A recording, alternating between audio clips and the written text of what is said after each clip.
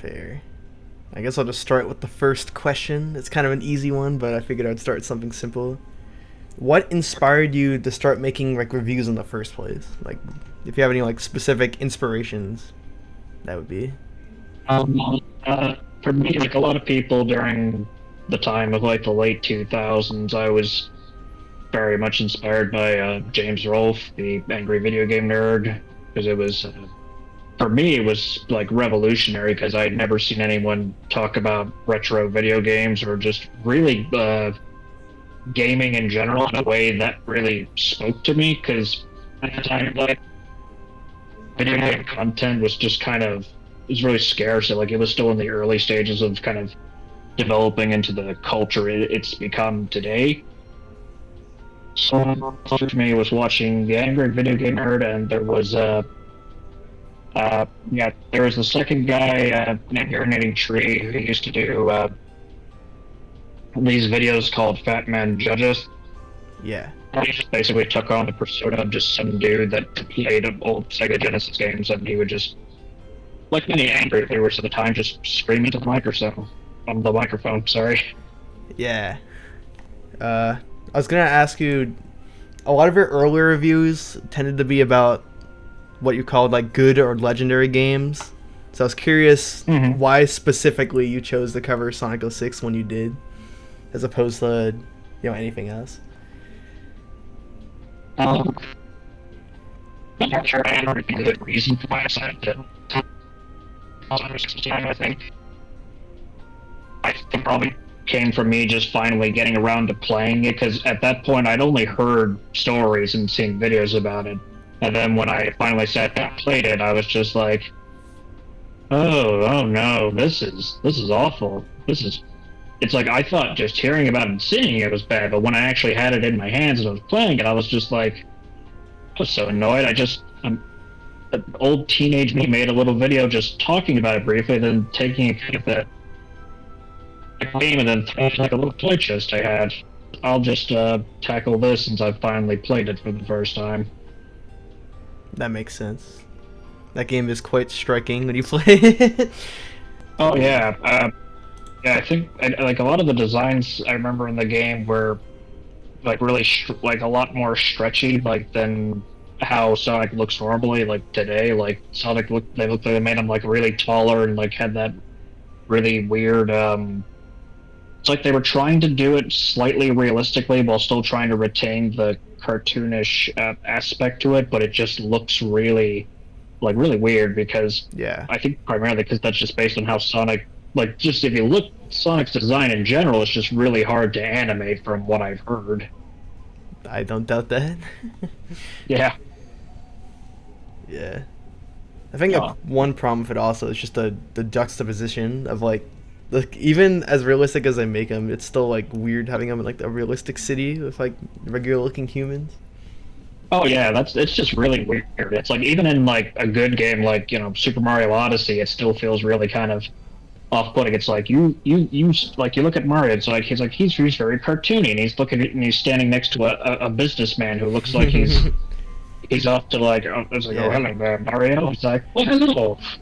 Yeah, I mean the difference is that they did it on purpose in Odyssey as opposed to 06, where they're trying to make it more realistic. It didn't really work. Yeah. I mean, it works in like to a degree because there's still, I think, enough of a cartoonish atmosphere that kind of makes it work to some degree. I mean, Mario can do anything from just like taking over people to just make them dance or then possess a fucking T-Rex. It's just like, whoa. Yeah.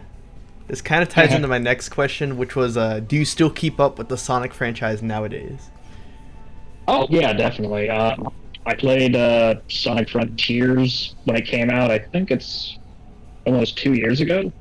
Yeah. I had a great time playing it. I really enjoyed the open world aspect to it, and I really thought the story was a much big improvement compared to especially in the writing department, compared to like the previous Sonic games from like Colors up to I guess Forces, because I've got nothing. I've nothing against the writers who worked on those games. Like I think they did the best they could with what they were given to do. Like I think they did good with preserving like the history and trying to keep continuity with the other games consistent. But one of the things I know they were trying to do was trying to make it funny and have good jokes. But problem is the jokes, they're not really good. A lot of them are very cringy and just feel very forced and unnatural.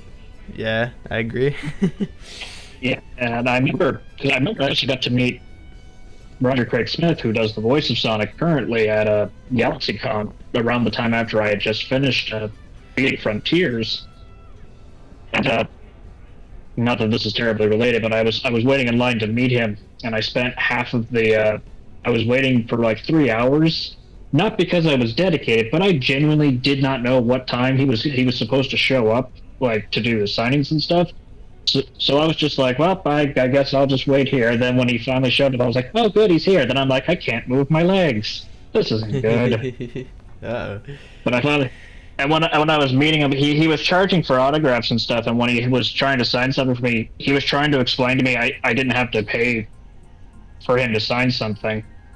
And eventually, I was so kind of out of the loop that I wasn't quite picking up on it. But but I was just kind of thinking to myself, you know what? Okay, cool, whatever. Like, how about I write like on the Sonic was like, how about I write "You're too slow"? I was like, yeah, okay, that works.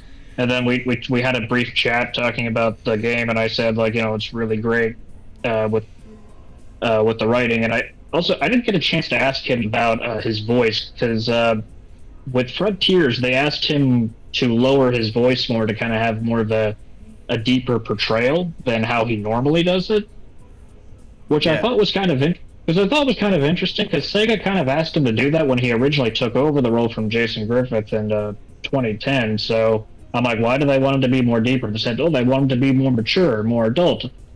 To which I would have probably said, kind person, he's 15 years old. I don't think, yes, he goes through puberty and stuff and the voice changes, yes, but it's like, you should keep it consistent because there's no real consistency with Sonic's voice because it's different every time. I think it was honestly just because of the backlash to all the other games. They're trying to like make him more like the other two, if I had to guess. Okay. All right, where are we? It tied into my next question actually, which was, with the voice cast changing since '06, has your opinion changed on the 4 kids' voices at all? Since in the video you were very critical towards Jason Griffith and I know Amy specifically. Oh yeah, I definitely have changed a lot because back then like I was like a 17-year-old teen, so I was very much of this weird. I was part of this little group on an obscure forum that was really dedicated to wanting to get Ryan Drummond back to voice Sonic the Hedgehog, but we didn't really talk about it much. We mostly just talked about how much we liked his portrayal and also just liked the games. Like we weren't we weren't spending time like shit talking him or like ragging on Jason Griffith or anything. We had our preferences. But I mean, as time has gone on, I've grown to appreciate Jason Griffith's voice a little more because I feel like I didn't give him. I feel like I wasn't being very fair enough to him and some of the other actors, particularly because I think Jason Griffith's a good voice actor. It just for '06 in particular, I just don't think he was being directed very well, and B, I don't think maybe by this point, even though he'd been doing Sonic X, he maybe hadn't quite gotten the voice down for what exactly he was trying to do, because you could kind of see a struggle if you listen carefully, where it's like he's trying to do Ryan's portrayal, but he's also trying to do his own portrayal. But I suspect that was Sega just not being consistent with explaining to him with what they wanted. That's happened before. Yeah. Yeah. Yeah, definitely. Like, I'd like to meet some of them because I think they're all very good actors, and a lot of my criticisms, like in general, at least particularly for that game in general, were mostly direction-wise, not so much the acting. Yeah, like '06 in particular, his voice acting is not great. Yeah. I think probably because it was a very much a rushed job. Yeah, it's kind of like with Adventure 1, how Ryan Drummond's still, like, he's doing a good job, but, like, some of the delivery is just kind of weird. Oh, yeah. The weird direction. I remember watching him on a panel on YouTube where he talked about he actually had to, I think, cover a line for David Humphrey, who was the first voice of Shadow for Adventure 2. And because David had left before they could record what like one of the last lines that he had to record for the day, but Sega didn't want to just call him back in because they're part of an actors union. So when you're in the union, they have to compensate you for your time, obviously. So because Sega's cheap, they just said, "Hey Brian, can you just do like a quick shadow?" Which, what at the time, because at the time I didn't know what Ryan's natural voice sounded like, but when I hear him, he's got kind of a deep like baritone like speaking voice. He kind of sounds like Crispin Freeman or Joel McHale, which I, that's interesting. He's got a deep voice, but he when he's like going higher pitch, it's like, oh, there's Sonic. It's like, oh, that's interesting. Yeah. Totally, yeah. Yeah. Let's see. Okay, I guess I'll. One thing I noticed about your in their video is that your copy of the game was in like extremely rough condition. I'm curious if there was any story behind what happened there. Uh, well, I borrowed the copy I used. I borrowed from my local library, and the people that check stuff out of the library, they don't always keep things in the best condition. At least when it comes to their games and their movies. Like their books are always in great condition because if you damage a book, it's a crime. Yeah. But with their movies, and their games, the discs are always scratched up because no one puts them back in the cases, and then sometimes I assume probably because it's with families with kids. Of course, I'm one to talk. I now have a family and have a kid, so I understand the chaotic nature of that. Of course, now they also don't have games there anymore, which isn't surprising to me at all because a lot of things have gone digital because physical media is. I don't think it's necessarily phasing itself. It's becoming phased out, but I think it's becoming. It's in that balance where it's almost a niche thing, but to also being still like a mainstream commodity. Yeah, do you think it's in limbo to some degree? Yes, it's like this is. I like having physical things. The convenience of digital stuff is great, but for certain things, it's like I want to hold it in my hands. It's like there's just something about that just feels like really special. Yeah. All right. My next question was I noticed a trend among like videos of that time where people would literally like just play like the demo and then review the game off of that. So I was curious like just how much of the game did you actually play, just out of like a point of reference for your videos. To be honest, I probably didn't play much beyond maybe maybe a third of the game at best. This is 15 years ago. I remember playing it. I didn't have the necessary resources to record all the footage I needed, so the rest of it I think I had to rip from YouTube and just found random just people who had played the game and just kind of like, okay, I'll just tweak that, just to make sure I had the right footage to, match up with the points I was trying to make. Yeah. But I remember when I started doing game reviews, one of the limitations I had to deal with was I didn't have a way to buy things like online. So when I used the program I used to record footage, it was called Fraps. It had a 30-second limitation to it, so I could only record footage for 30 seconds, which in hindsight was great because I didn't have to worry about as much disk space being clogged up with all that footage, so I could just record it when I needed it for certain moments. It's like, oh, that's good because I'm just going to be cutting back from different shots and different scenes here and there. That makes sense. Yeah. Yeah. Okay, I'm asking this one because I saw a comment about it, but there's a song you used while discussing the final boss. Do you remember what the song was? I think it was I can play an example. Revolution from Chrono Trigger. What was it again? I think it was the World's Revolution from Chrono Trigger. Okay. I was asking. I might just comment on the comment as a joke.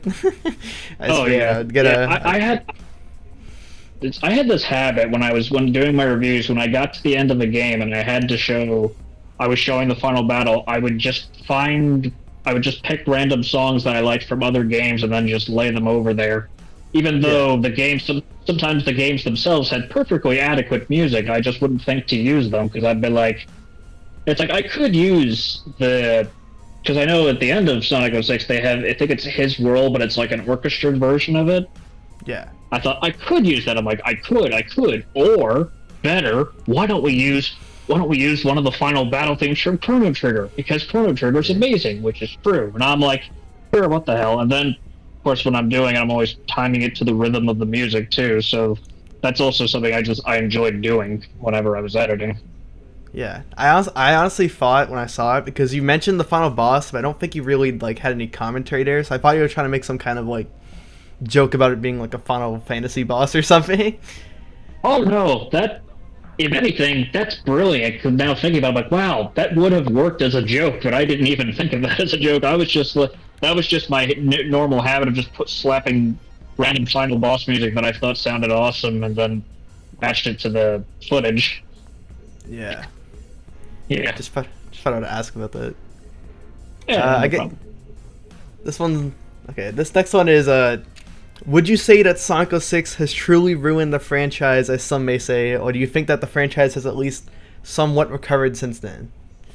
That was. I mean, honestly, I don't think the franchise, as much as people like to say, like, oh, the franchise is doomed, destroyed, it's never really ever hit a place where it's been like completely like ruined to the point of no return. Because in case no one's noticed, they're still making Sonic games. So despite what's like how bad some of these other games have been, it really hasn't affected their the sales as much as people think there are. Because people, it's always been a common joke on the internet for as long as I've been online, where they say Sonic was never good, or Sonic jumped to 3Ds. You know, everything went downhill from there. It's like, no, it didn't. You, yeah, Sonic's a lot of, I feel like a lot of the dunking on Sonic has just been exaggerated, mostly because people are either doing it ironically, because most of them are teens, or they're just doing it because that was the hip thing to do at the time. But no, I honestly think Sonic's always been in a fairly good place. Like, you know, '06 definitely, it roughly I would say was hitting it hit a downward spiral where it's like it's the 15th anniversary, and what did we get? We got a overly ambitious rushed 3D platformer, and then a poorly done Game Boy Advance port of the original Sonic. So it's like, well, we're gonna have to make up for this in a few years. And then they start out with Sonic and the Secret Rings, which is fine, but it's just kind of tedious. So it's like I didn't care for it that much. And then they have Sonic Unleashed, which I did enjoy for the most part. The Hog Wolf stuff was honestly, it's perfectly fine. I don't have issues with it. The only issue I had with that was the battle theme that would keep playing every time enemies spawned nearby.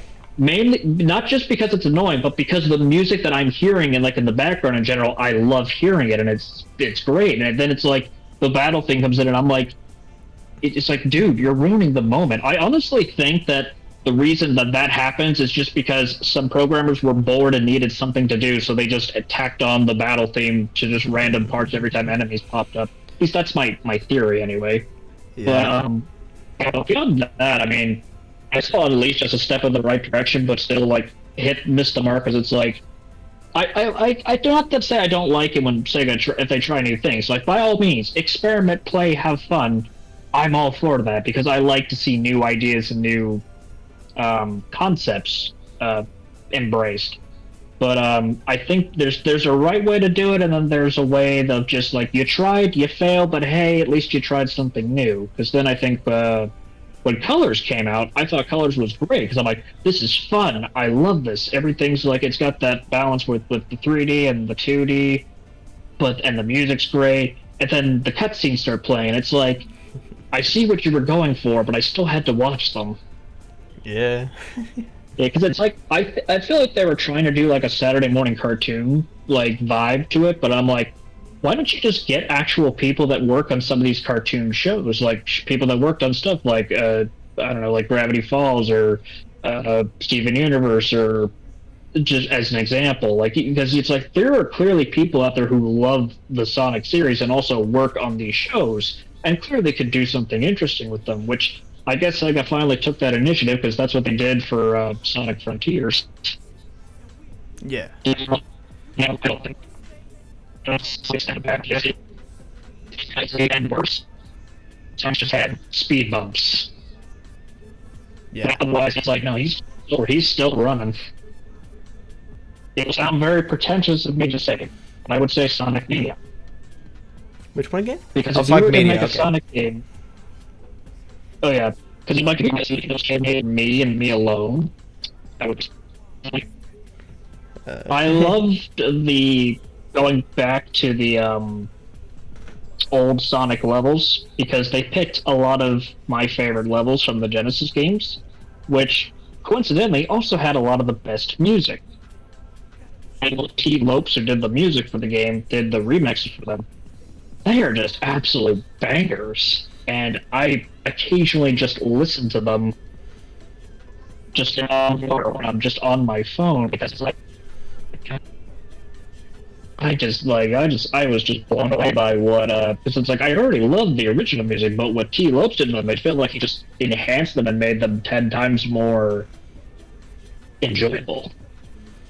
But also, the game itself is good because the platforming's fun and it's got so much life and to it and just a lot of love too. Because you could tell this was made by people who really love these games and really understood the ins and outs of how you design a Sonic game and make it work.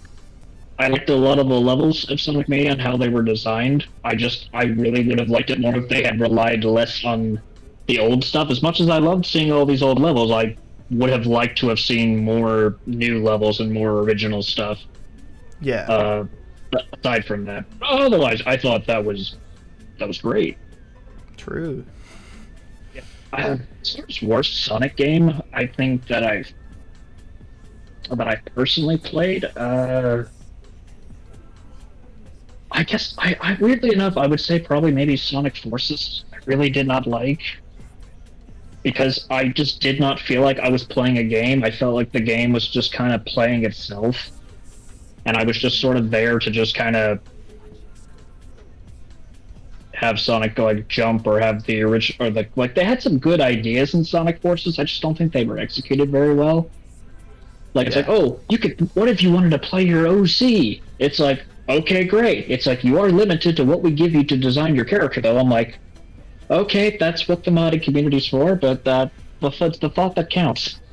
Yeah.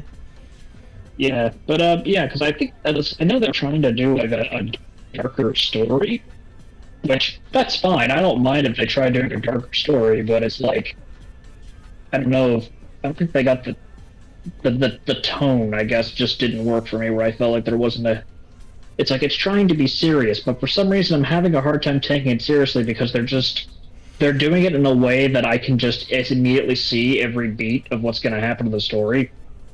So I studied screenwriting and filmmaking in college, so I have a good understanding for these things. It's a gift and a curse because it's great when you see like really amazing stuff that blew you away, but when you're seeing stuff that you're very familiar with and you start seeing the same patterns that from like any game or any story you've consumed, you're like, oh, it's doing that or doing that, to the point where I'm just pointing at the TV like Joseph Joestar, and I'm like, you're gonna say this or that, and then they say this or that, and they're like, they don't give you that shocked expression. They're just like, I'm just like, why? Yeah, I don't even study any of that, and I still get that effect. I'm like, oh, okay. Yeah. It's terrible. The way that I see Forces is that with games like 06 and all of the other supposed bad games, they at least tried and failed. Where I feel like Forces didn't really try necessarily in the same kind of way. I think it's one of those. It almost falls into the category of not being good or bad. It just kind of feels bland, where it's just it's playable and it's a perfectly use a game that works and does what it's supposed to do. But it feels like it has no life to it. It has no soul. It's got nothing going for it that to be compelling for me to want to play it. Yeah. Yeah, it's just one of those games, I guess. Yeah. Yeah. All right. Okay, I have another question, but I'll ask one that I didn't write down. Sure. At the time, was there You know how these days, like reviewing Sonic 06 is kind of like a meme and an in joke. It's like, haha, bad Sonic 06 review. Was that effect happening at all back in like 2009ish when you made your video? Was that already happening? I don't think any of that was happening. I think I have heard to some degree the memification of people reviewing Sonic 06 because I came in around the time, like, just about the point where it was anyone who has already played the game and has reviewed it, as like everything that needed to be said about it had already been said. For me, I kind of just jumped on that bandwagon, but not at the point where it was annoying. I managed to sneak my way into the part where it was still relevant. Yeah. But yeah, beyond that, I haven't heard much about it beyond that. Yeah, that was one of my little goals. Try to see if I can find that conversion point. I haven't really found it, but I think it's more so just conceptual when it is like an actual thing. Yeah, totally. Yeah, I guess the next. Yeah. Yeah. Okay, I guess my next major question is, why did you stop reviewing games? Well, initially the reason I stopped is because I just graduated high school and I had to go to college, so that was gonna eat up a lot of my free time. So I thought to myself, well, I don't think I'm gonna have time to do this.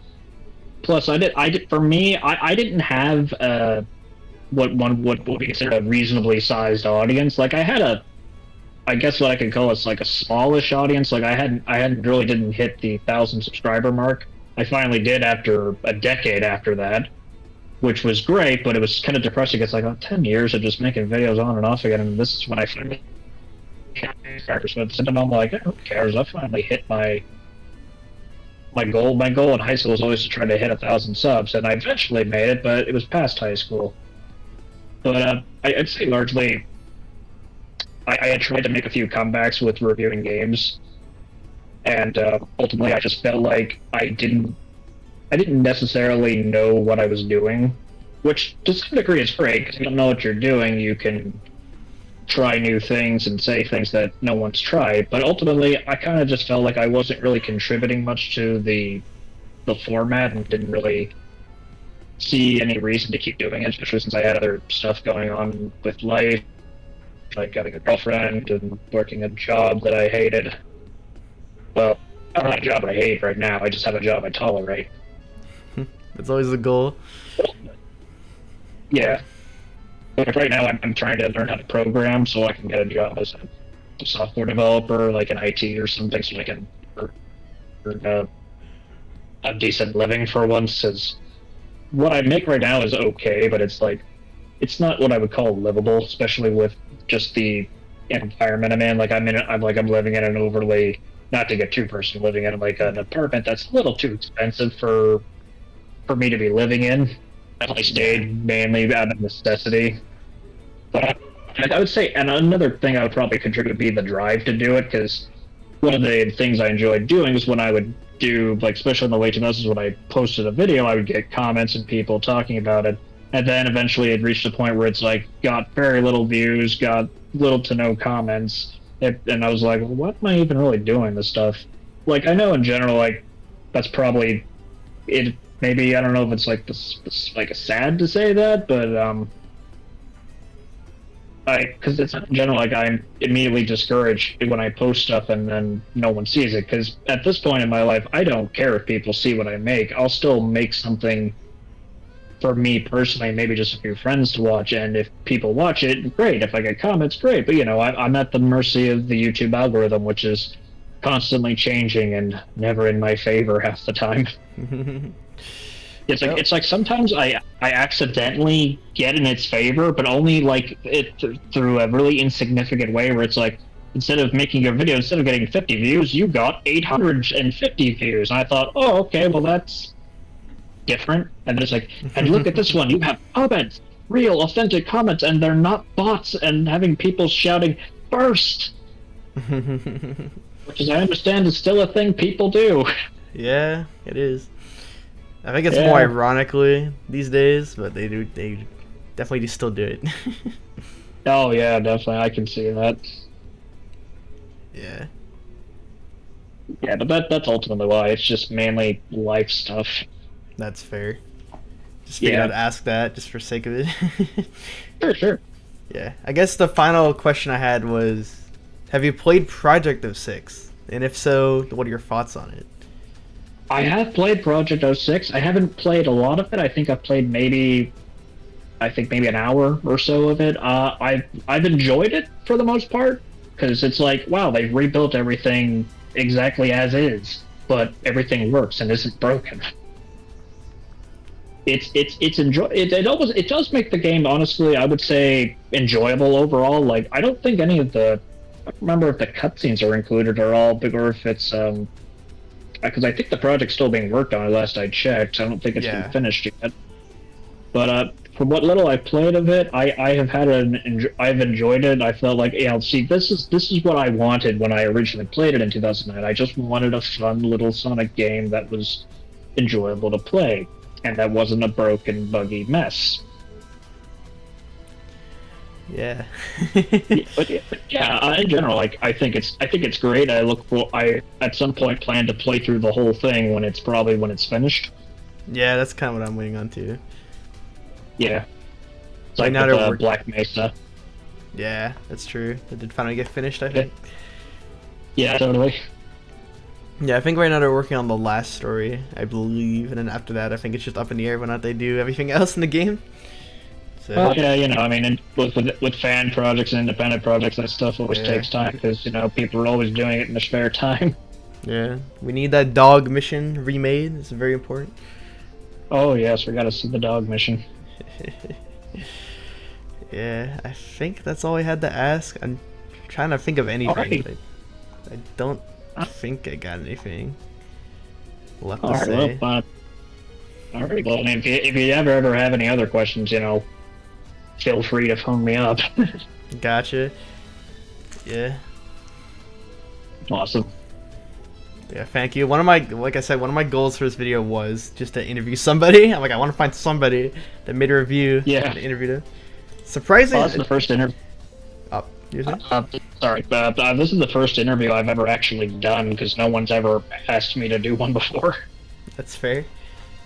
Yeah, I figured this topic was more of a me kind of thing anyway. that's Because fair. I didn't really tell you, but I'm covering, like, obviously just the old '06 reviews in general, like the really ancient ones. Yeah. So I'm trying to really dig deep. Yeah, what was I gonna say? I was gonna Oh say yeah. something. I don't remember what I was gonna say anymore. But even, Oh, yeah, okay. I always have those. but yeah, I have those moments all the time where it's like I have something yeah, in my mind and then my brain just shortcuts and then it's just like, and it's gone. yeah. Yeah, thank you for your assistance. My This video pleasure. is something. It's kind of all over the place, but Oh, yeah, man. I hope you have enough to work with all the stuff being cut out. yeah, it's all good. Awesome. I'll figure it out. Oh, that's good. No. But I'll let you know if I have any more questions. I shouldn't have any. Maybe I'll think of one in like 2 weeks. We'll see. but, Okay. but I hope you have a nice day. You too, I man. do. I do appreciate this. Hey, no problem.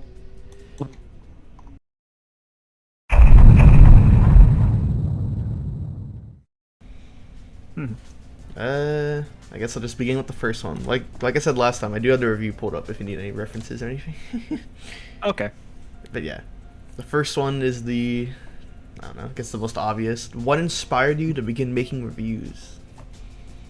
Well, for me, like many people, around the early, late 2000s, I was inspired by James Rolfe, the angry video game nerd, and just found his videos really entertaining, and just dawned on me one day that I'm like, wait a minute, I could I do this? And I thought, well, I guess I could give it a shot. And I was also watching other people do it, like Urinating Tree, like I had mentioned the last time. Yeah. And so I thought, you know what the hell, I'll give this a shot. So I figured out where Windows Movie Maker was on my computer. I started Googling how to record gameplay footage using emulators, and then I I had initially started out doing them kind of like Let's Plays, where I was recording the gameplay and just talking and not writing a script or anything. Yep, I did that. Yeah, of course, at the time, when I was using a version of Fraps, the software to record the footage I was using, it had a 30-second limit. So every time I would have to hit record again every 30 seconds while I was talking, going like, I was like, oh, this is interesting, this is cool, click, up, boop. And this part here is really cool too, you know, that sort of thing. Yeah. That just sounded Yeah, really annoying. oh yeah, it was annoying, but it was at the same time I didn't care because I'm just like I'm making this a reality. I'm making it happen. So I was willing to deal with the slight disadvantages I had at the time. That's fair. Alright, I guess what inspired you to cover Sonic 06 of all games? Because on your channel it tended to be mostly like positive reviews from what I've gathered. Except for like you Yeah. reviewed Twilight once and you're Oh yeah, that. Oh god, but- that was a time. I had watched the movie, really knowing nothing about it, and I was just like, my god, this movie is just terrible. And of course, I was an angsty teenager, so hating Twilight was kind of like the go-to thing to do at the time. Yep. That is very 2008. Oh yeah, 2008, 2009, around there. Yeah. Oh yeah, that let's see. Oh, Sonic 06. So I had decided to tackle it because I had seen other people review it, and it seemed really terrible. And the only experience I had with the game is I had played a demo at GameStop, and I thought this seems all right. This seems okay. And then I decided I'll go actually play the game. So I got the PS3 version from my local library, and I played it. And I'm just like, oh no, this is terrible. Like, this is really, really bad. Like, everything is slow and everything's broken. It was just, I wouldn't say it was one of the most buggy games or glitchy games I've ever played, but it was definitely up there, being like why did someone think this was a good idea to release a game like this in this state and not fix any of these problems? It was just magnificent. I was just like, that sort of thing. I was like, I basically just kind of, as I think I said earlier, I had basically slightly jumped in on the bandwagon of everyone talking about Sonic 06, but I did it just at the tail end before it was becoming like, oh good, can we just stop talking about Sonic 06? But I got there just in the nick of time before it stopped being cool to do, I guess. Yeah, there was definitely a trend I noticed where like really early on you could tell it's people who just genuinely bought the game and were like, what the heck is this? And eventually it kind of evolved where, I think I told you this last time, but there were people that would literally just like download the demo and then just make a video on the demo and reviewing the game that way.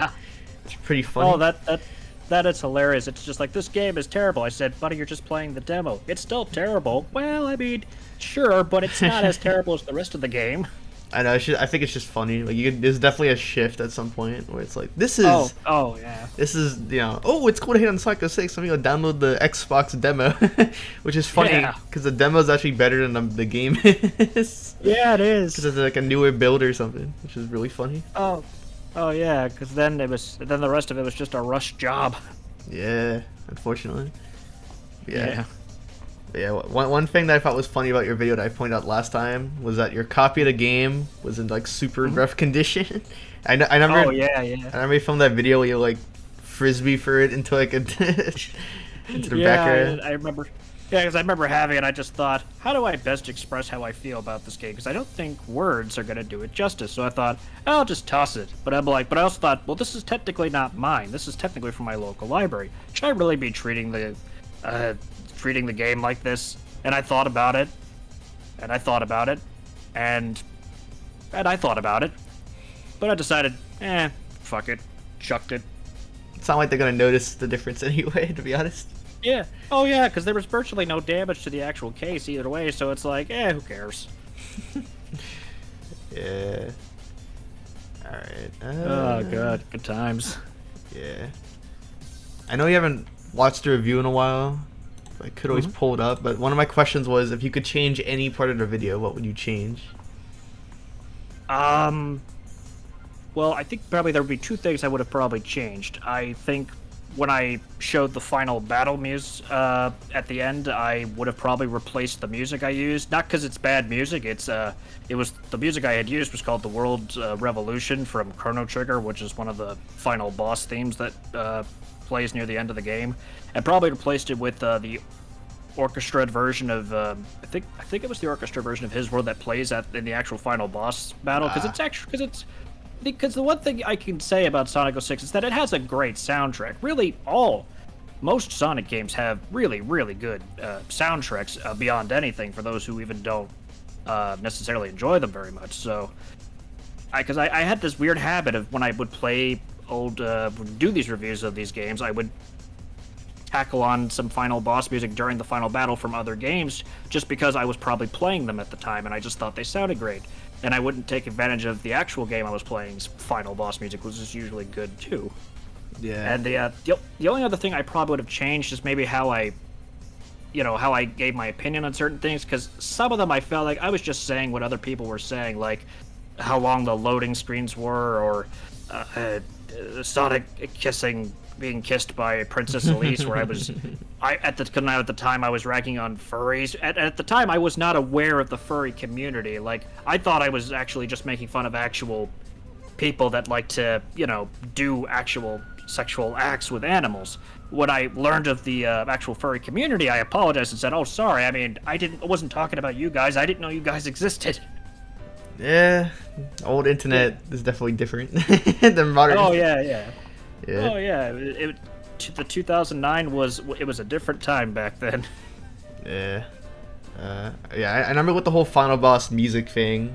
Like, when I saw it, I thought initially you were trying to like roast it to being like a Final Fantasy boss or something, just because it went on for so long. I was like, this is interesting. Oh yeah. Yeah, I thought it was some kind of like meta commentary or something, but no, it was just you just wanted to play the music. But I mean, if that's what you got out of it, then I will probably tell everyone, "My God, yes, that is exactly what I intended. I was being very, very postmodern and hip and cool." Yeah. It was very intentional. Oh yeah, absolutely. It's weird because I never thought of it that way, and I thought, wow, that actually does line up with the use of the music in the battle, because that is basically how it played out. It was a long ass battle. Yeah. And I'll give you a little secret here. This probably sounds terrible, but I actually never finished Sonic 06. I only played like maybe a third of it, and then I just borrowed gameplay footage I could find on YouTube from various users. It's fair. The game is not fun to play typically. Oh yeah, because it's like in my defense, it was broken beyond belief, and it was just tedious to get through. Yeah, that's true. Yeah. Absolutely. All right. Speaking of old YouTube, the voice cast they got changed. Oh yes. The classic Jason Griffith ruined my entire life narrative. Oh yeah. Oh, those days. I don't know if I mentioned this, but I'm only slightly embarrassed about this. I used to be part of a Sonic forum that was about getting Ryan Drummond back to voice Sonic at the time. Yeah. Where we were not ragging on Jason or the other actors by any means. We were very polite about it in the conversations we had. We were just like, we liked the old cast better, or at least we liked Ryan better at the time, because I think this was before Unleashed came out. So this was before we got to see Jason Griffith kind of voicing Sonic, like really finding his foot where he could be as Sonic. Because I think at the time, at least from my point of view, when I heard him in 06 and stuff, he hadn't quite figured out the voice yet. Apart from, obviously, there was Sonic X, but I didn't watch Sonic X, so I couldn't really use that for reference as to how the performances were there. Plus, it's, they're very different from recording an anime and doing a game, because you're not matching lip flaps. You're just kind of doing it, like, in the moment. Yeah, he was mostly in, like, the spin-off games. Like, I guess Rush isn't really a spin-off, but Rush and, like, Riders. All those games. And beyond anything, I think I feel bad for him and most of the actors in that game, because it was very abundantly clear to me that they were being rushed and they weren't being directed very well as far as what they wanted, because of the rushed production quality of the game. They probably didn't have time to fully get immersed in their characters and fully get into the story of things because they're like, no, we got to get this done because we have to make the December release date because I think it was a Christmas release, wasn't it? Yeah, it was like holiday. It was like November of that year. Yeah, around there. Yeah. Yeah.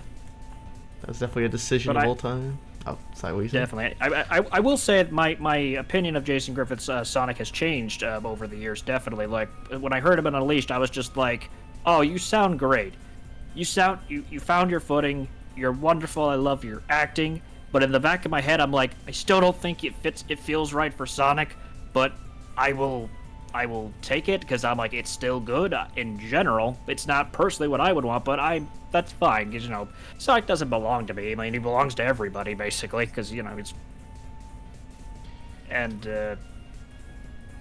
yeah, then eventually we got the next new cast. We got Roger Craig Smith as Sonic. Yeah. And I think, I think he's great too. The writers did him no favors. Oh no, the writers. It's like with Sonic Colors, I enjoyed Sonic Colors and Sonic Generations. They were very fun to play. The stories, on the other hand, like on paper, they look great. I'm like, okay, yeah.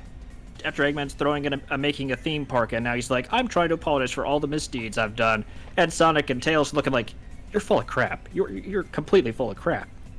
And then I'm like, yeah, that's great. But then when I start hearing the dialogue and them trying to make jokes and stuff, I'm like, these jokes, these are terrible. These are not good jokes. They're almost cringe. They're cringe. I think we could say they're cringe. There's nothing. They're just really. It's like I could tell the writers of those recent Sonic games did do their homework with the lore and stuff and the characterization, but what I just don't feel is that there was any heart to it, where it's like there's no sincerity in the writing of how these characters act, and there's no the jokes don't come off as genuine or funny or even witty or clever. Yeah, they're just cringy and bad. It's like part of me is I was thinking like, you know, if they just got writers from like some of these other cartoon shows, like I don't know, like Powerpuff Girls or Dexter's Lab or Foster's Home for Imaginary Friends or Gravity Falls or Steven Universe, something along those lines. I feel like they would be made by people who are both fans of the Sonic series, but also very good at telling stories and also being genuinely interesting. Yeah. Yeah. I do feel like I don't know where they got what they, you know, I don't know what inspired them to write that way. Oh yeah, because I think for them it was probably just a job, just like, yep, just here to collect the paycheck, which fair enough. Yeah, I don't know. Yeah, for me it's like Sonic has had stories that aren't, you know, like Adventure 2, like, you know, lore, you know, movies or whatever. Like they had games like Heroes, which were more lighthearted. But for some reason they interpreted that as like, this is for kids, and Sonic makes, you know, quips, so let's just make them, you know, really dumb. Yeah. Baldy it's like, nose hair. It's like, why did you write that? It's not funny. It's like baldy nose hair. I'm just like, that is one of the worst lines I have ever heard come out of Sonic. Like Sonic would never say that. Oh, if he would say it would be more under, like, I don't know, he would say it differently at least. I feel like honestly Sonic's reaction would probably have been more along the lines of just like, Tails goes like, well, they call him baldy nose hair, and Sonic, I imagine this would just be a simple shot of just Sonic looking deadpan at Tails and then just maybe slightly looking at the audience, looking at the camera. I can see him chuckling about it. I just don't see him going like, it's so funny. That's the best one I've heard all day. Oh yeah, Shadow would that would be something Shadow would do. He'd just look at the camera, but Sonic, he'd be like, yeah, like I don't know, it's just odd. Yeah, like just because Sonic's always been he's very energetic and happy, but he's also very chill as a character. Yeah, like he's just like, I'm just vibing, man. I'm having a good time. Good old Sonic Colors. But yeah, would you say that, you know, Sonic 06 has had quite the reputation over time? Would you say that Sonic 06 truly ruined Sonic forever and Sega's dead, or whatever whatever the internet says? Oh god, oh no. No, not at all. If Sonic 06 had ruined Sega, we would not have seen another Sonic game for probably another 5 years or so. But you know, what happened next year? We got Sonic and the Sacred Rings. Cut to the year after that, Sonic Unleashed. We were getting like a Sonic game like every year. because I mean they're relatively short games. I think most 3D Sonic games are like 3 to 4 hours at least. At least that's as far as it's taken me to finish most of those. But no, I think it's silly that people will say that, because I'm like, you say that, and yet I keep seeing more Sonic games come out, and they're not always great. They're not always terrible, but they're not always great either. There's occasionally a hit and miss, and I do applaud Sega for trying new things, but some of them are just not executed well. Like they're like, we got Sonic Unleashed. I was like, what are we gonna do, guys? Let's turn Sonic into a werewolf. You mean like a hog wolf? Yeah, sure, that thing. And we'll give him stretchy arms. Oh, like Monkey D. Luffy? Yes, exactly like that. I was like, oh, okay, cool. And it'll play like God of War. I'm like, oh, okay. But we'll also have the stages where they're running around, and we have the side-scrolling sections too, and they shift from that. I'm like, oh, all right, that sounds great. But it'll take more time will be spent on the Hog Wolf stuff, because it will take longer by just the fact that Sonic's slower. I said, well, that makes sense. I mean, I didn't mind the Hog Wolf stuff in Unleash. What I did mind was the goddamn battle music that kept playing every single time I had to engage in a battle. And the main reason I didn't like it is because the actual music you're hearing in the background that isn't the battle music, I really like. Like, yeah. I think when it was like the nighttime, I think it's the Chinese-inspired level where you're hearing this. The background music you're hearing, that is just so beautiful to listen to. I'm just like, oh, this is nice. It's like it feels like the kind of thing you'd hear with Sonic just beating the crap out of these weird monsters. But then it's just like, nope, do. I'm like, stop it, stop with this. It's kind of funny. It's like I most. No, you go ahead. Oh, go ahead. Okay. So it was like, The song itself is not bad. It just plays too frequently to the point where it just irritates me. I'm just like, you don't have to keep doing that, because I just assumed the reason that happens because a programmer was bored and needed something to do for like an hour, so they said, I'll just put this in every single battle engagement in the game and code that in there. It's like, ugh. I think what happened was they programmed it so whenever they lock you in like the invisible box, it will play. But the problem is that's like every single combat encounter. Yeah, that might have been the case in that scenario. But yeah, like with me, I've always had the unpopular opinion that I think that the Wii version is actually better, and the Werehog is a huge reason for that, in my opinion. I mean, the Wii version is in general, like, it is better because you do not have to go through the painstaking process of wandering around each world collecting all the medallions for the nighttime and the daytime. You just keep going. You just kind of like, you interact with the locals a little bit, like a visual novel of some sort, and then you get the cutscenes, and then you just keep moving on. And I played the Wii version and I liked it. I do like, and I played the PS3 version later on, and I liked that as well. The only thing I didn't like was the tedious process of just collecting all those medallions. I'm like, well, can't we just go to the next part? I'd just rather just keep going. Like, we're just fixing the Chaos Emeralds. Let's just focus on that. Yeah. Well, for me, it's because in the Werehog levels, they're a lot more streamlined. Like, they were split into 3, so each one's a bit more unique, and it's also way more platforming focused and combat focused. Oh yeah.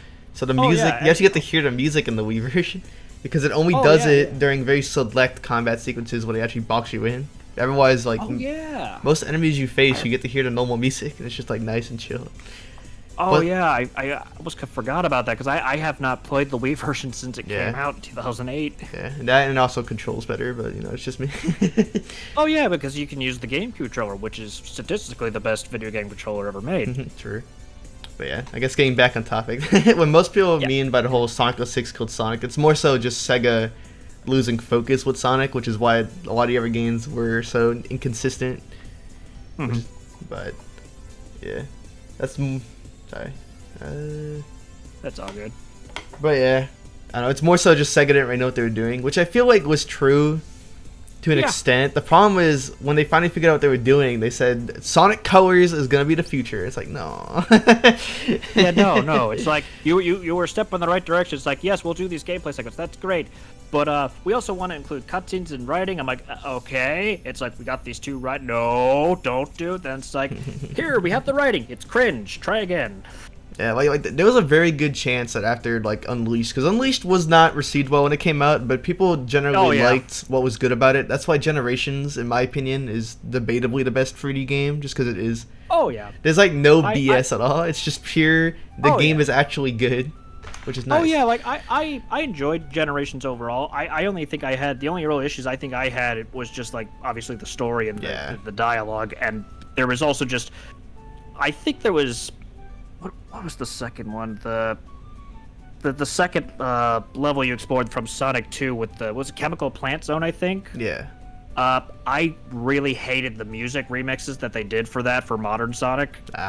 Because I was listening to it, I'm like, this doesn't sound anything like the original song. The original melody's barely present, and it just sounds like it's something new. I'm like, this is absolute crap. And then I remember when I played Sonic Mania, and I heard when I was listening to the music there, I was like, oh, this is what I was wanting to hear when I was playing that modern section there. I'm like, this slaps. But of course, it's T. Lopes. Everything he makes like slaps really hard. Yeah.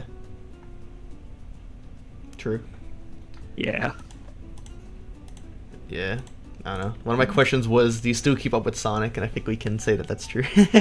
Oh yeah, absolutely. I've kept up with Sonic for the most part. I obviously I played Sonic Mania when it came out, and that was. If you were to tailor make a Sonic game for just me alone, that would have fit the bill perfectly. Because I went into that like, oh, it looks like a classic Sonic game. This is great. This is exactly what I wanted from a new Sonic game, and not what Sonic 4 was. Because as we've learned over the years, Sonic 4 was meant to be a mobile game and wasn't even supposed to be Sonic 4. Yep. but Sonic Mania, because it's like. They took all of my favorite levels from the previous Sonic games, and they picked the ones, from my point of view, with the best music, too. And then they said, T-Lopes, go nuts, and then I'm like, I'm getting goosebumps every single time, every single level I go, I'm like, this is great, it's nostalgic, but it's I guess, progressive in the right kind of way. The only thing I wish they had done away with in Sonic Mania was the timer. Because I don't know about most people, but for the last section of the game, I could not for the life of me get to the end of the level without running out of time and dying.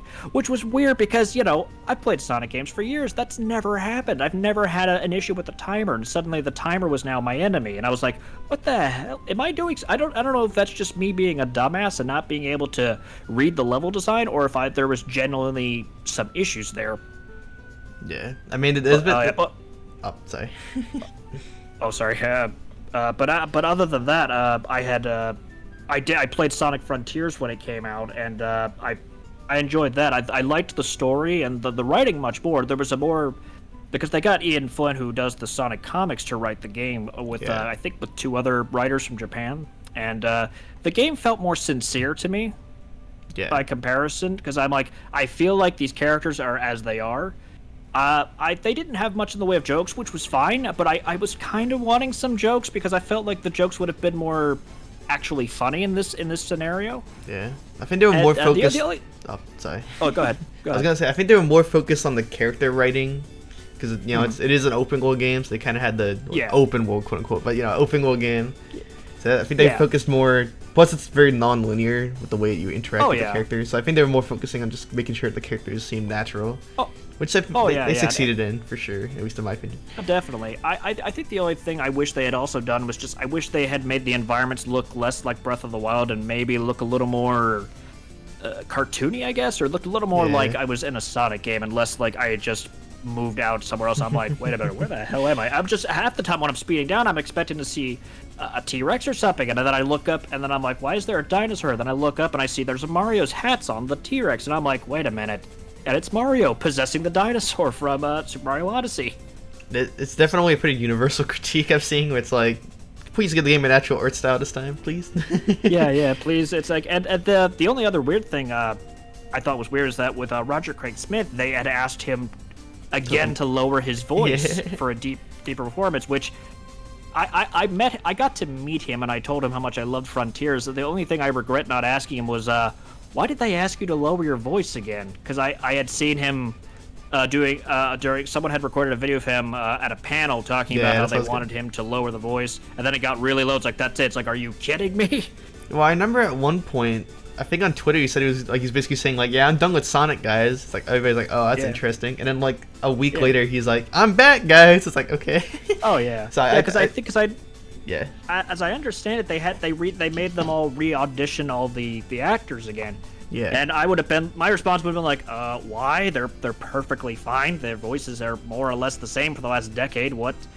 It's like I don't understand Sega's need to change things like that. It's like it's unnecessary. It's like when they changed the original voice cast and then they changed the voice cast again. It's like could you stop? Like they've replaced certain voice actors, which I don't know the reason behind them. I assume it could be because maybe some of the voice actors are in an actors union and maybe they don't want to work with a union necessarily, or if it's something else. Yeah, because I know they got Blaze the Cat. They had Laura Bailey. I'm like, that's great. It's like we're replacing her. It's like, with who? Erica Lindbeck. I'm like, all right, I'm good with that because I love Erica Lindbeck. She's a lovely woman. I met her a couple of years ago at I think it was MatsuriCon in 2017. And the only voice I was not really sure about was Knuckles' new voice that they had. Yeah, I was kind of like, eh. I mean, I was like, because I love Travis Willingham as Knuckles. I was like, he's great. This is wonderful. And if they were gonna replace, if they had to replace it with someone else, I would have probably been like, if you're gonna go for a dramatic change, at least make it sound better. Like I would have liked like someone like Crispin Freeman to have taken over, because I was like, yeah, I could sort of see him having a deeper voice, and that would have been cool. Yeah. At a point, at some point, I was gonna say, I don't remember. Yeah. I talk about Frontiers. I don't know. Yeah. Oh yeah, right. I remember seeing like some kind of like backlash to like Ian Flynn recently, and I'm like, is this a thing? Oh yeah, just going like, I had heard some backlash here and there. I'm like, what the wrong? I was like, he can't write Sonic well, and I'm like, he just did. Played some more recent games? I'm like, he just did. What do you mean? It's like I'm like, he writes them fine. It's great.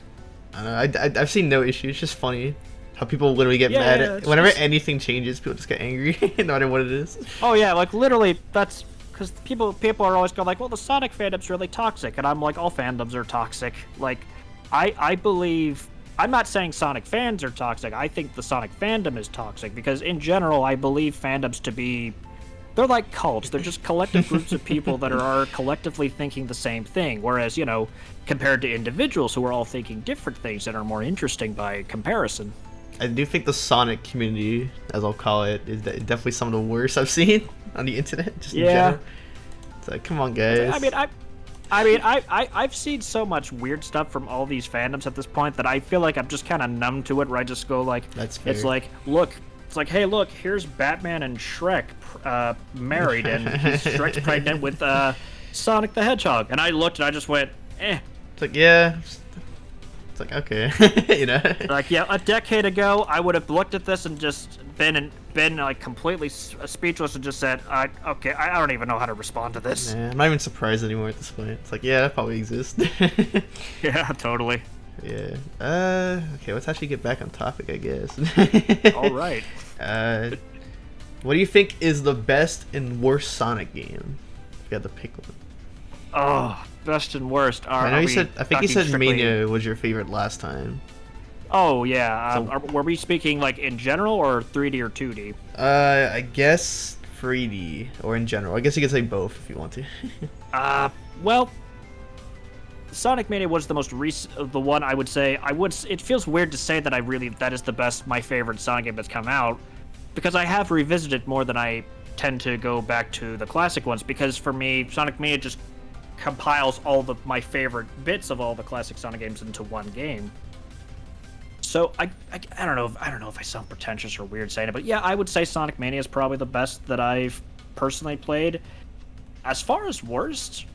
I don't know. I really did not like. I don't know if I should say it's the worst, but it's just the one I really did not enjoy, which was probably Sonic and the Secret Rings. Mainly because it was just tedious to play. I didn't like how he used to control Sonic, and I didn't like how he was just kind of restricted to just kind of moving left to right and going, in one straight direction. I'm like, something about this just rubbed me the wrong way. I guess. For me, it's just super clunky, and like Like, even ignoring that, my problem is mainly just, like, the way they design levels, just kind of, like, you get, like, the one act, which is, like, playing the level normally, I'm like, this is fine, and then you find out, it's like, oh, you gotta go and collect genie eggs now, I'm like, oh, well. Oh, yeah. Kind of maybe, think of, like, old Crash Bandicoot games, I guess, in terms of its level design. Yeah, I mean, that's just because it's linear, I guess, but... It's linear, and it's just more restricted by comparison. I always thought it was kind of like a prototype boost game, kind of. Just that's always how I interpret it. Yeah, I mean, I could definitely see that. I do for Black Knight 'cause they kind of took it in a different direction, so it's at least a little bit more tolerable. That game's actually kind of fun. Totally. Yeah. Yeah. I guess, yeah. I don't know. Are you aware? I assume you are, but are you aware of the Sonic 06 reviewer meme, which is like the whole, you know, you begin the video by saying Sonic had a rough transition to 3D, and you know you have your evil clone that forces you to review the game. Yeah. That whole stick. I'm kind of aware of the trend to some degree. Yeah. The people talking like people ragging on 06 reviewers like that, because Yeah. I mean I didn't get ragged on a whole lot when it came to making videos and stuff. People just kind of didn't seem to mind I was there. It's like growing up, like I wasn't bullied much as a child, so I was a weird kid and I did weird things, but no one seemed to mind, so I just kept doing my thing. So as a result, I got a lot of self-esteem out of it. Let's see, but yeah, I'm only vaguely aware of stuff like that. Yeah. Because one of my goals of this video was to like find the origin, like who was the first person to have an evil shadow clone for Sonic Reveal 6, yeah. because you know, because the trend has to come from somewhere, right? Because I think it's more of a meme than an actual thing. So I was like, where did this originate from? And as far as I can tell, I couldn't find a single review that actually had the evil clone forces you to review Sonic 06. Oh yeah, I mean the only reviewers that I remember seeing using clones in any capacity weren't even related to Sonic. I remember I think that James Rolfe did the whole clone thing with the his Nightmare on Elm Street video, which was based on the fact that all the people that were being inspired by him and doing their own videos were being called angry video game nerd clones. And then I remember Spoonie did, I think he did quite a few videos where it was just him playing other characters more so than clones. Yeah. I do think it came from like the whole channel awesome kind of like reviewing style, which a lot of people took to. Oh yeah. Oh yeah, I mean I'm guilty of emulating the Nostalgia Critic and all that stuff myself, because I mean I used to watch them a lot. I eventually stopped kind of somewhere around I think 2015, 2016, mainly because I just felt that that just wasn't really entertaining anymore, or just that the critiques weren't interesting. Yeah. Like, I mean, despite the whole not so awesome debacle that happened, I've kind of reached I'm kind of at this point where I'm like, I don't really give a shit anymore. Like, I don't have anything against Doug Walker as a creator or as a human being. I think I had actually met him twice, and he was a very sweet and nice man. And but I mean, I'm glad he's doing well. I mean, because people can say what they want about Doug, but you have to give him credit. The fact that he's able to write, act, and direct, and edit, and produce one of these videos every single week is, I mean, yes, it's his job, but that's really hard to do, and it's really impressive that he's been able to do it at the rate that he's done for the last like decade or so. The fact that he's still around is kind of impressive in its own right, to be honest. It is, yeah, because it's like he's kind of the same, except he's got I think he's got some gray there, and he's bald now.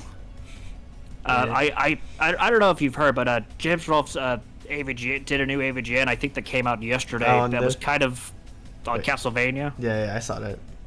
Oh yeah, I watched it and I thought, this is the best thing.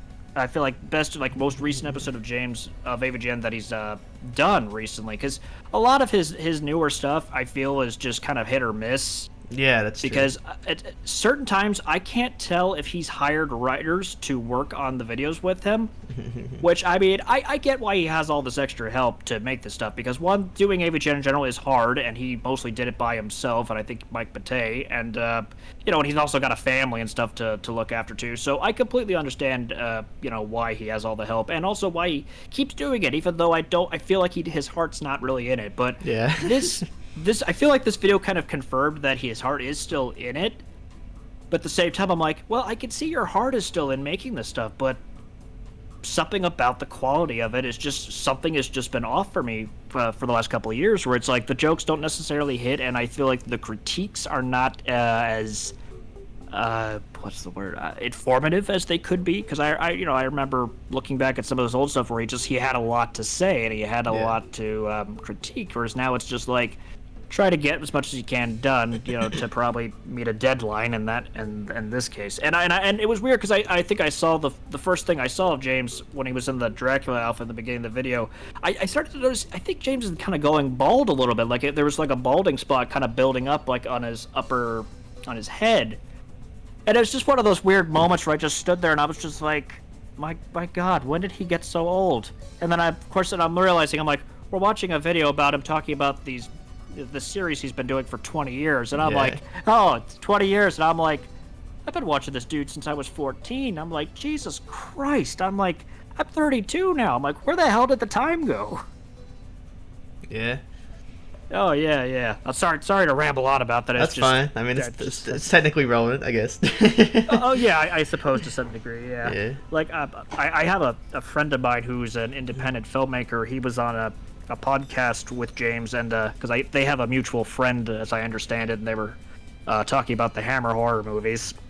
And I was just listening to this. I'm like, this is so cool. And I'm like, fuck, I didn't know my buddy Enrique knew James Rolfe. I mean, I don't know if he actually knows him, but he knows people who know him. So my thought was just like, interesting.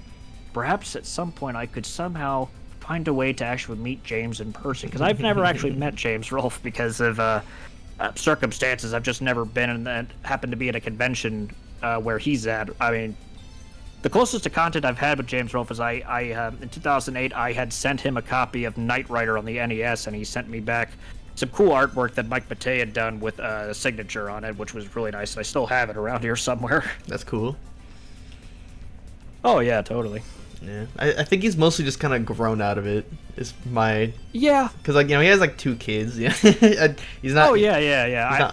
I understand. I have a kid myself, so I understand the parenthood and stuff. When James is doing something other than AVGN, I'm more interested in what's going on, because it's usually something more. There's more. It's just more interesting to me. It feels like he cares more personally about it, because AVGN, I feel like at this point is more just a job than like a passion project. Oh yeah. So like he did that video. Well, sorry. Oh, I didn't have anything. I was just okay. I was gonna say he did that video where he climbed up like the Rocky 4 mountain or something, and like that was one of the better videos he released for like years. Like, what? Yeah, I saw that.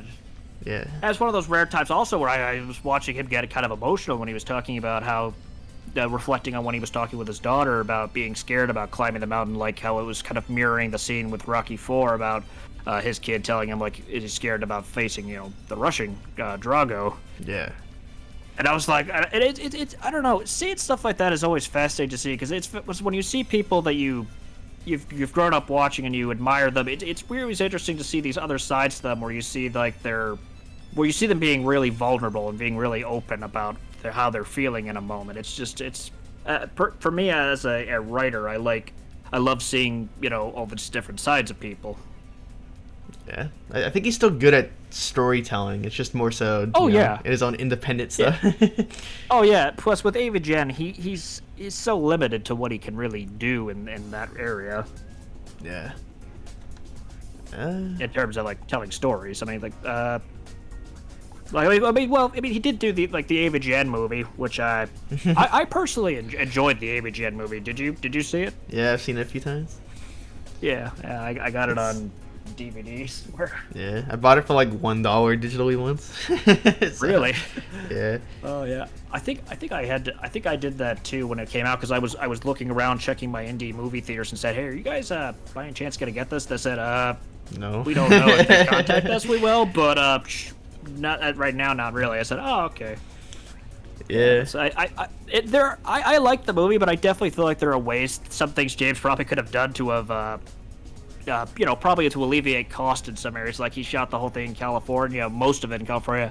I was like, why the hell is he doing that? I'm like, why didn't he just shoot it in Philly? Because I'm like, you'd save so much money if he just did it there. Yeah, I don't know what was up with that. I mean, it may be because he thought to himself, if this is the only chance I get to do a feature film, and maybe that's why, which understandable, but at the same time, it's like, I remember he's been talking like the last couple of years about this other feature he wanted to do. I think it had something to do with an abandoned amusement park. Yeah, it was like a horror film or something. Oh yeah, like he kind of wrote out what he had written. I think an outline of like the first act, and I was just like, "That's great. What happens next?" Like I hope to God he gets that movie made because I'm like that sounds really interesting. Yeah. I think I might have run out of questions. Oh, okay. Yeah, thank you for your time. It was very appreciated. No, thank you.